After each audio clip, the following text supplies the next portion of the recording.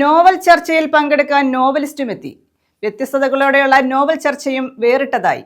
കായംകുളം കൃഷ്ണപുരം അകമ്പുറം ചർച്ചാവേദിയാണ് നോവലിസ്റ്റിനൊപ്പം ചേർന്ന് നോവലിന്റെ വഴികൾ ചർച്ച ചെയ്തത്.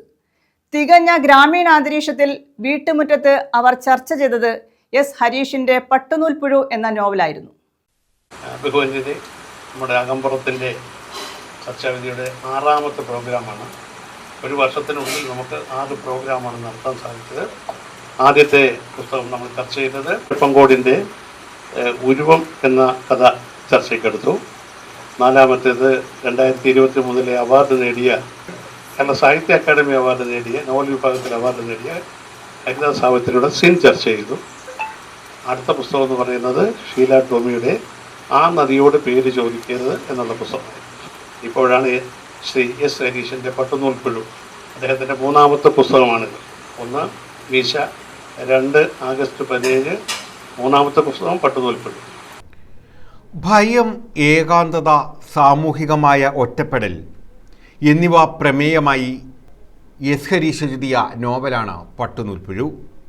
വായനക്കാരന് തൻ്റേതായ രീതിയിൽ വിഷയങ്ങളെ സമീപിക്കാനും മനസ്സിലാക്കാനും സാധിക്കുന്ന പ്രമേയമാണ് നോവലിസ്റ്റ് പട്ടുനൂൽപ്പുഴുവിലൂടെ അവതരിപ്പിച്ചിട്ടുള്ളത്.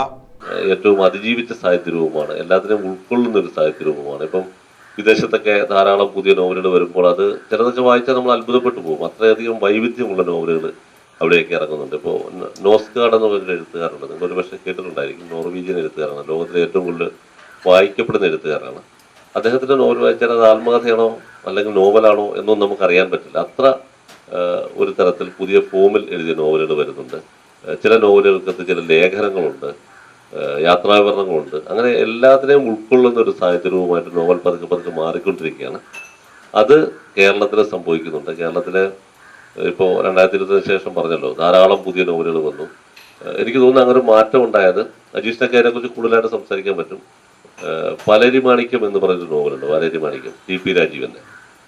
അത് ഇറങ്ങിയപ്പോൾ മുതലാണ് അങ്ങനെ ഒരു നോവലിനൊരു വലിയ മാറ്റം ഇവിടെ സംഭവിക്കുന്നത്, കേരളത്തിൽ സംഭവിക്കുന്നത്.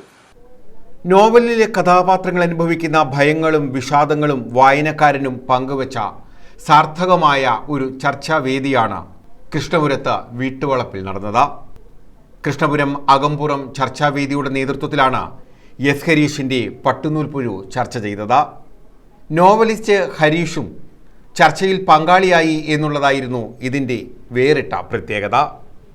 ലളിതമാണെങ്കിലും ശക്തമായ ഭാഷ ഉപയോഗിച്ചിട്ടുള്ള നോവലാണ് പട്ടുനൂൽപ്പുഴു. പട്ടുനൂൽപ്പുഴു മികച്ച വായനാനുഭവമാണ് നൽകുന്നതെന്നും കഥാപാത്രങ്ങളുടെ ലോകത്തേക്ക് വായനക്കാരെ ആവാഹിക്കാൻ ഇതിന് കഴിയുമെന്നും പല നിരൂപകരും ചൂണ്ടിക്കാണിച്ചിട്ടുണ്ട്. സാഹിത്യലോകത്തും വായനക്കാർക്കിടയിലും നോവലിന് ലഭിച്ച സ്വീകാര്യത അകമ്പുറത്തിൻ്റെ ചർച്ചയിലും പ്രകടമായിരുന്നു. കഴിഞ്ഞ വർഷത്തെ P. പത്മരാജൻ പുരസ്കാരം നേടിയ കൃതിയാണ് പട്ടുനൂൽപ്പുഴു.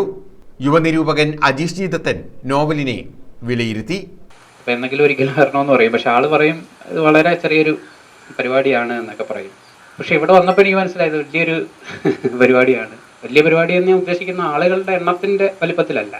ഈ ആള് കൂടിയാൽ പാമ്പ് ചാവില്ല എന്ന് പറയുന്നൊരു ചൊല്ലുണ്ടല്ലോ നമ്മുടെ നാട്ടിൽ. ഇത്തരം എനിക്ക് തോന്നുന്നു ഇത്തരം കൂട്ടായ്മകളാണ് ശരിക്കും പറഞ്ഞു കഴിഞ്ഞാൽ ഈ കുറച്ചും കൂടെ ഒന്ന് ചലനാത്മകമായിട്ടുള്ളതെന്നാണ് ഞാൻ വിചാരിക്കുന്നത്. ഉദാഹരണത്തിന് നമ്മൾ മുൻപ് ഇപ്പോൾ M. ഗോവിന്ദനെ പോലുള്ള ആൾക്കാരൊക്കെ എപ്പോഴും വളരെ കുറച്ച് പേരുടെ കൂട്ടായ്മയാണ്, അല്ലാതെ ഒരു ആയിരക്കണക്കിന് പേര് തിങ്ങിയിരിക്കുന്ന ഒരു സ്റ്റേജ് അങ്ങനെയുള്ള ഒരു സംവിധാനം അല്ല. ഈ മലയാളത്തിലെ ഏറ്റവും എന്താ പറയുക പ്രമുഖനായിട്ടുള്ള ഒരു ബുദ്ധിജീവിയായിരുന്നു M. ഗോവിന്ദൻ.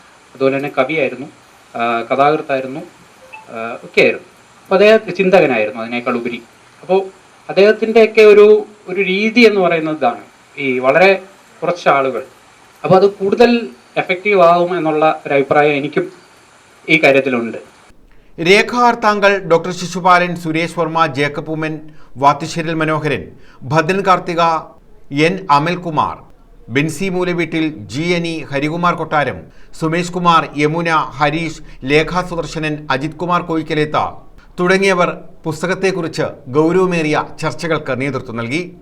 കിലോമീറ്ററുകൾ നടന്നു ചെന്ന് പത്രം എടുത്തുകൊണ്ട് വന്ന് ചായക്കടയിലും ആൽമരച്ചോട്ടിലും ഇരുന്ന് പത്രം വായിച്ച വായനയെക്കുറിച്ച് വായനയെ ഒരു സംസ്കാരമാക്കി മാറ്റിയ PN പണിക്കരെ കുറിച്ച് കുട്ടികളോട് ഞങ്ങൾ അധ്യാപകരായതുകൊണ്ട് ഇങ്ങനെ എല്ലാ വർഷവും പറയുന്നതാണ്.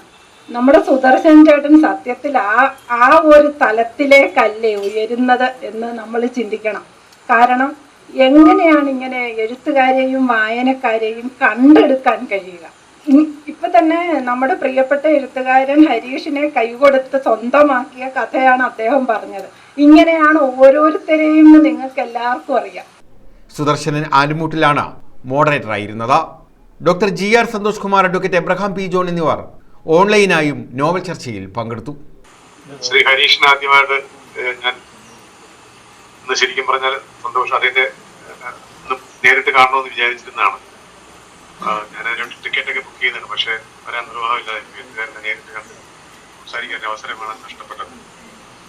അപ്പൊ അതൊരു കഷ്ടമായി പോയി. എങ്കിലും ഇങ്ങനെ സംസാരിക്കാൻ പറ്റിയ സന്തോഷം. വീണ്ടും ഇതേ വേദിയിലെത്താനുള്ള ആഗ്രഹം പ്രകടിപ്പിച്ചാണ് നോവലിസ്റ്റ് ഹരീഷ് മടങ്ങിയത്. News bureau, Kayamkulam.